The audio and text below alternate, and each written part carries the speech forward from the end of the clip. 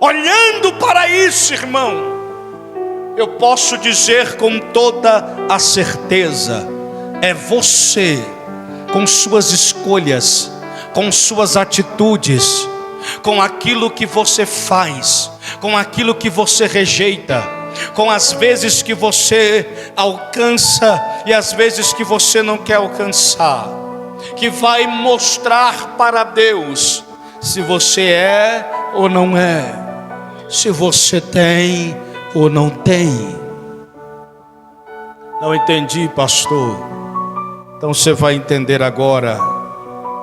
Deus não é responsável pela vida fria, pela vida distante dele que você tem levado.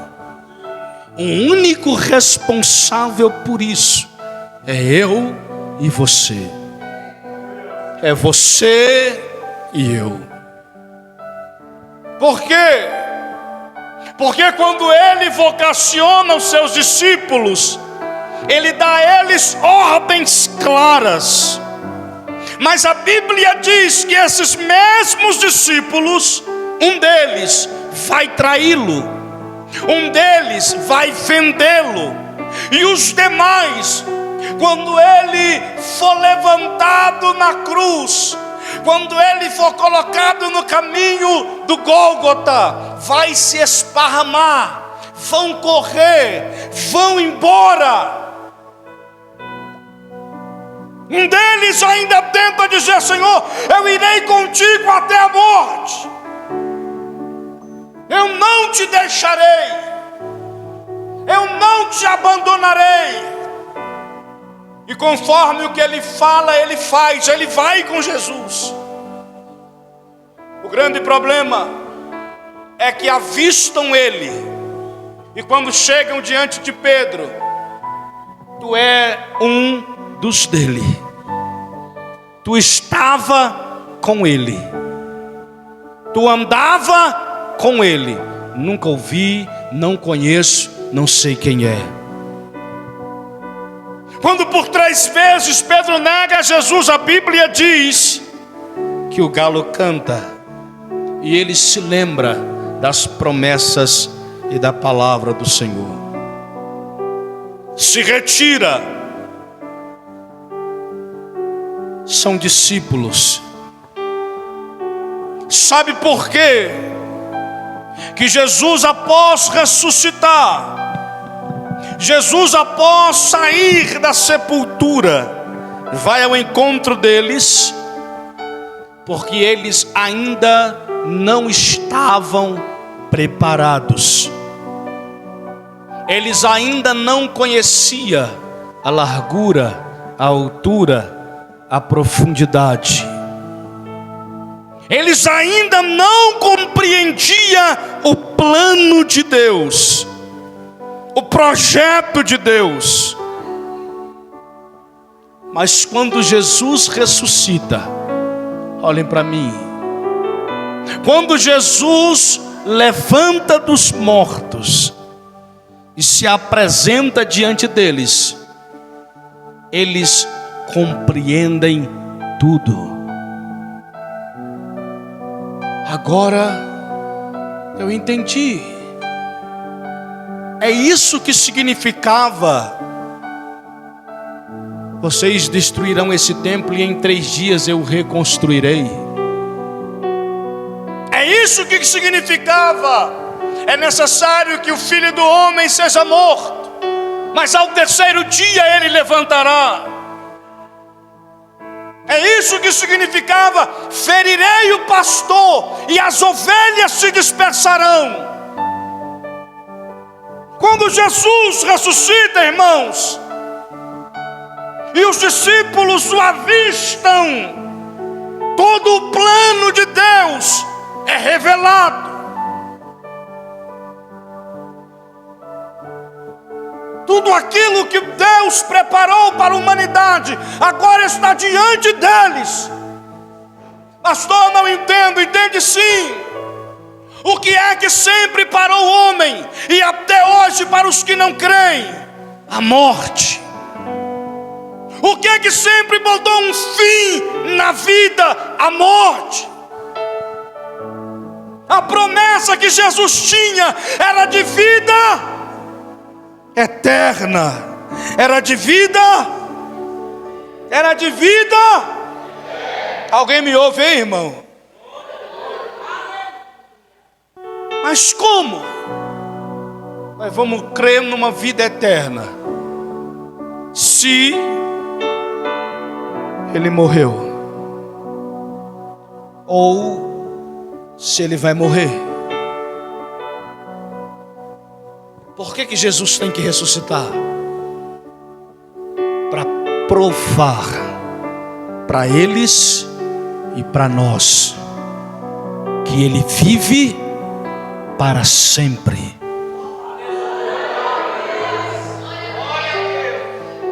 E acabou-se. Não há mais sombra de dúvida. Não há mais barreira. Já foi, irmão. Se é a morte que é o problema, ele se manifesta. Mateus capítulo de número 28. Abra comigo.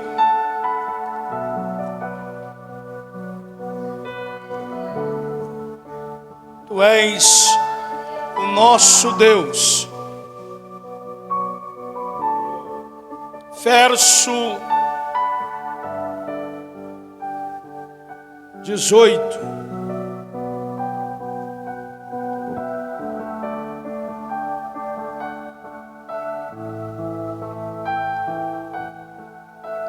E chegando-se Jesus, falou-lhes dizendo: é-me dado todo o poder no céu e na terra. Portanto, ide, fazei discípulos de todas as nações, batizando-os em nome do Pai e do Filho e do Espírito Santo, ensinando-os a guardar todas as coisas que eu vos tenho mandado. E eis que eu estou convosco todos os dias, até a consumação dos séculos. Verso 19. Portanto, ide e fazei discípulos. Portanto, ide e fazei.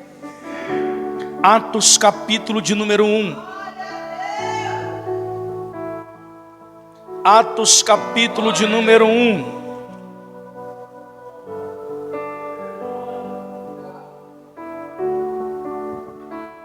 Atos capítulo de número 1. Verso de número 5. É a continuação de Mateus 28. Porque na verdade João batizou com água, mas vós sereis batizado com o Espírito Santo, não muito depois destes dias. Aquele, pois, que se haviam reunido, perguntaram-lhe, dizendo: Senhor, restaurarás tu neste tempo o reino a Israel?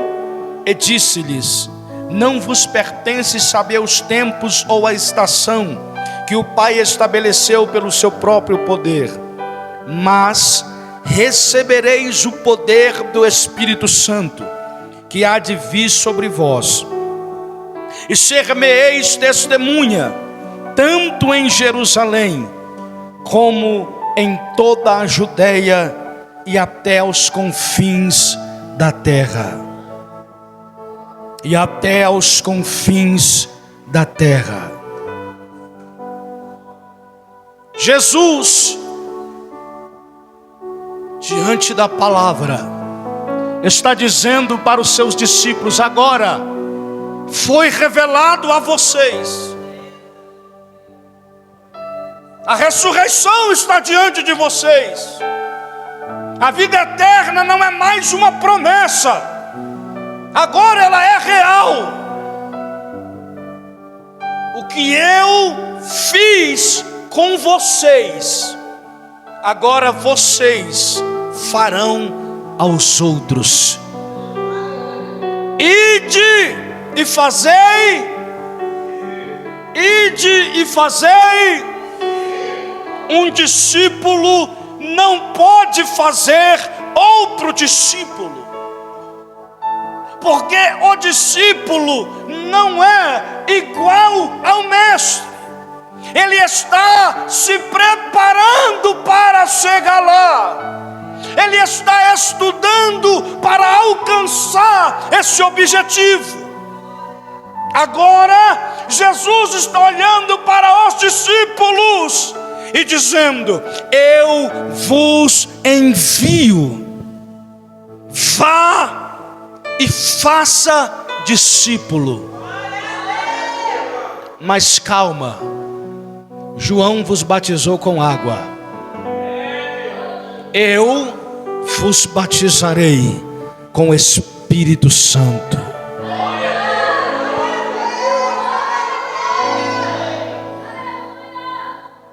A Bíblia diz que ele ordena que eles esperassem em Jerusalém, para que do alto eles fossem revestidos,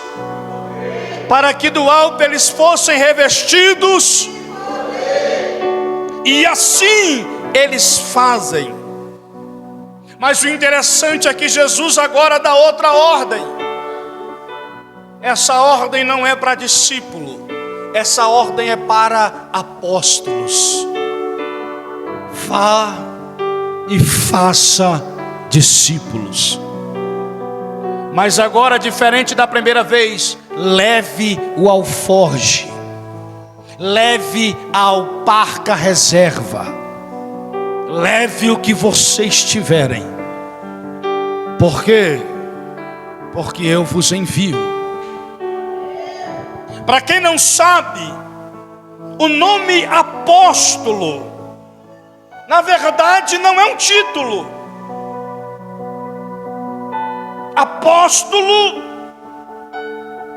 na definição mais clara do original, é enviado ou missionário, aquele que é conduzido para a boa obra. Olhe para mim, irmão. Jesus preparou 3 anos e meio, 12 discípulos. Um deles se perdem, será substituído, e agora ele os envia para fazer outros. Aqui tem algo que se perdeu no meio do tempo e na igreja de Cristo. Preste atenção, porque foi isso que Deus falara ao meu coração. Nós acreditamos que os discípulos, agora apóstolos, foram enviados para salvar homens, para salvar mulheres, para rebanhar o rebanho, para cuidar do rebanho, e esse rebanho ser levado pelo sumo pastor.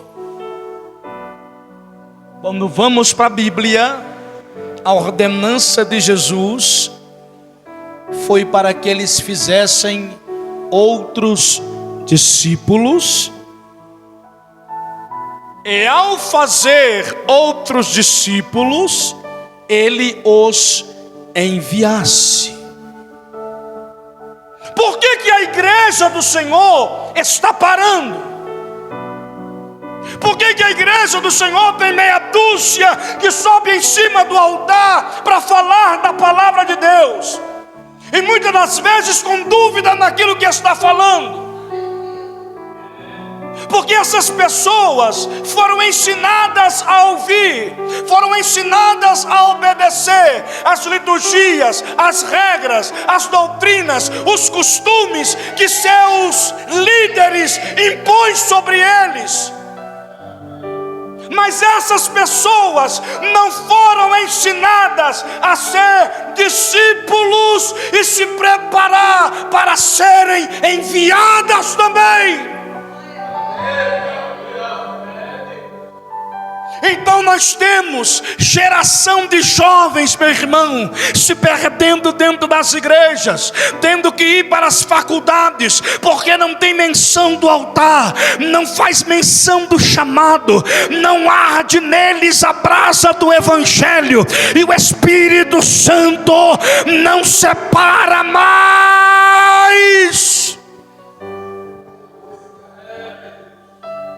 E quem é o culpado?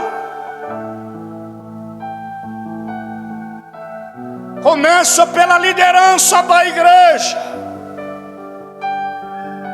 Olhe bem para mim, porque eu vou falar.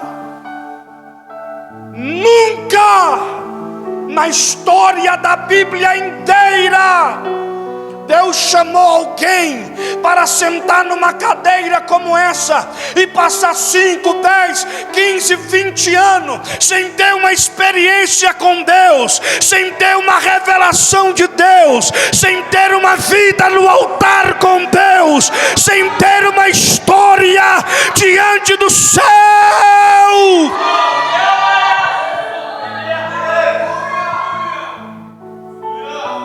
Por que a igreja alcançou 2000 anos de história? Eu vou te falar. É porque Pedro morreu, mas deixou discípulo que continuou sua trajetória. Paulo morreu, mas deixou discípulo que continuou sua trajetória. João morreu, mas deixou discípulo para continuar a sua trajetória. André morreu, mas deixou discípulo para continuar sua trajetória. Tiago morreu, mas deixou discípulo para continuar sua trajetória. A igreja primitiva morreu, mas deixou uma igreja pronta para morrer, se necessário fosse, pelo Deus a qual professavam.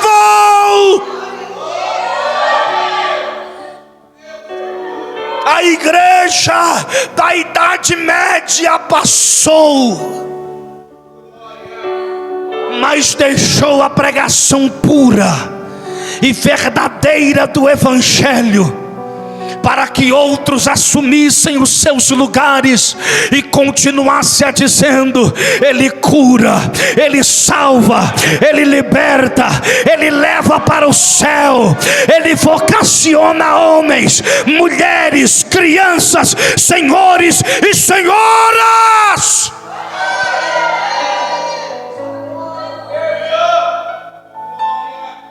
Tem um louvor que eu amo muito, que ele diz assim: eu sou a semente do sangue dos irmãos que morreram sangrando para pregar o evangelho. Eles iam morrendo, mas de Cristo falando. Sabe qual é o meu medo? E qual é o problema que eu vejo na igreja do século 21? É porque nós estamos quase passando para o outro lado. E a pergunta arde, dói. Quem, presbítero Diego, você está deixando no seu lugar? Irmão Gabriel,